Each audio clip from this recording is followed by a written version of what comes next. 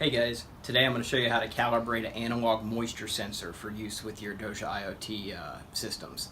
So all you're really going to need is a dry cloth, a cup of water, and a functional Adosia IoT system. So you're going to want to have this plugged in, connected to the platform, ready to go as if it were normally operating. So the very first thing you want to do is go ahead and just take your moisture sensor, good, pull it out of your box. Ours is buried down here, so what we're gonna do is just pull it out, and all we're gonna do is take the sensor and fully submerge it in water. What happens is the device is gonna check every 30 seconds to read the moisture level, so you're gonna want to leave it in here for about 3 or 4 minutes just so it can get a good number of readings. And if you really want to be certain, just come back and jiggle it around every couple of minutes.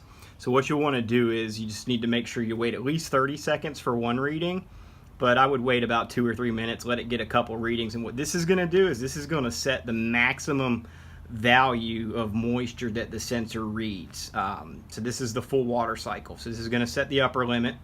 And then what we're going to do is turn around and set the lower moisture level limit by drying it off here in just a couple minutes.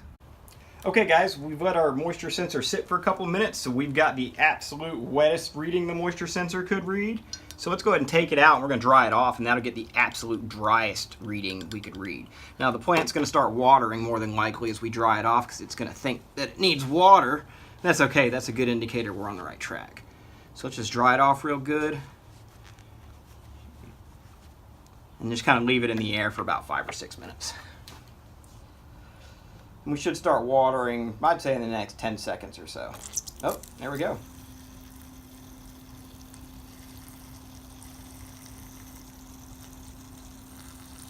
And now that it's watering, that is getting a dry reading, but we want to let the moisture sensor sit out in the air for, a good few minutes just to kind of make sure we've got the absolute driest reading we could get. All right, guys, we're just going to plug the moisture sensor back in so the plant doesn't start freaking out thinking that it needs water. But we're good. We've got our highs and we've got our lows.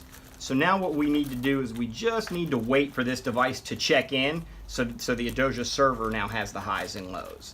And once we have that, we can go ahead and calibrate the moisture sensor so it operates closer to our defined levels that we want to target or set for target watering.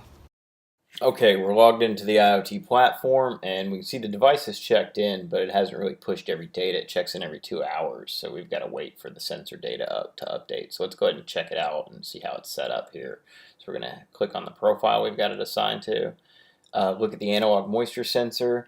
We've got it set to soil moisture sensor for the analog sensor. We're going to trigger down here pin 16. It's set to trigger the 12-volt water pump, which we've got set up here.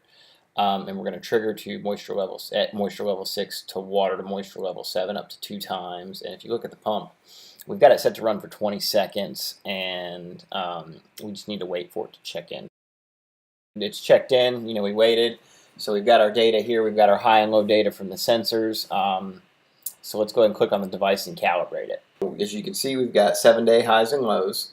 So we've got 780 on the high and 377 on the low. So let's go ahead and enter 800 on the high and maybe 360 on the low. So you want to give it a little bit of padding and then just save it. And next time the device checks in, it'll be calibrated.